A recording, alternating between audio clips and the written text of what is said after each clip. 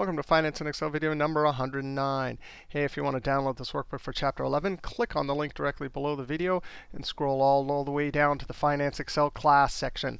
Hey, in our last video, we saw how to calculate the risk-reward ratio for a single stock, right? And we had to know beta.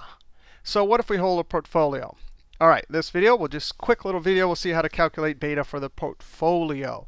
Earlier, a couple of videos ago, we did expected return and standard deviation. So this is just an extension of that, our beta. All right, first, we have these different stocks, 4 different stocks. There's the total. So we need to calculate our weights. Equals however much we invested divided by the total. And then I'm going to lock that using the F4 key. Control Enter. And then I'm going to copy it down. There are our weights. Now we need the expected return. Just as we did a couple of videos ago, we're going to say equals, oh yeah, the expected return for this stock times the weight. So it's the expected stock times the weight. And we can copy this down. And then we can total that. Expected return. So that's for the portfolio. But now we need, as if we're going to do this expected return, do the calculations from our last video, we need beta. So beta is just the same thing. We have our beta, and it's going to be multiplied times the weights. So that particular beta times that weight, and then copy it down. And we can add these up. So these are weighted averages, given that we have more than one thing. Now, there are formulas to do all of this in one. Let's say we didn't want any of this here, or even that.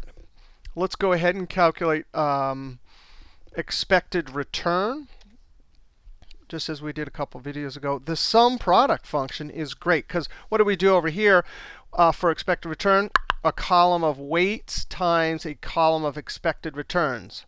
Well, how do we calculate these weights? Well, we're just going to do the whole column divided by sum. Oops, divided. We already have the sum. Actually, let's pretend that's not even there, divided by the sum, right?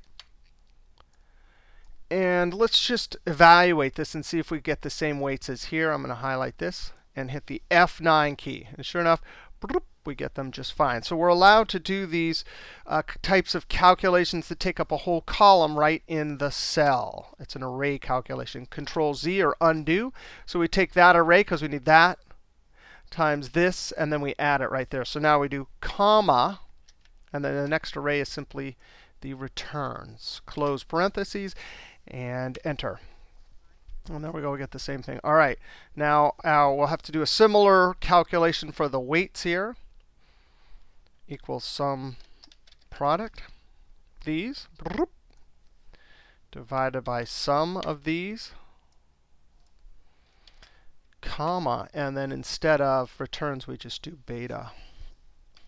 And then enter. So that'll give us our expected return and beta.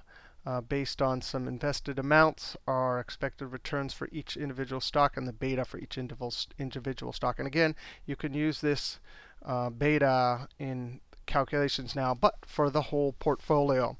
All right, see you next video.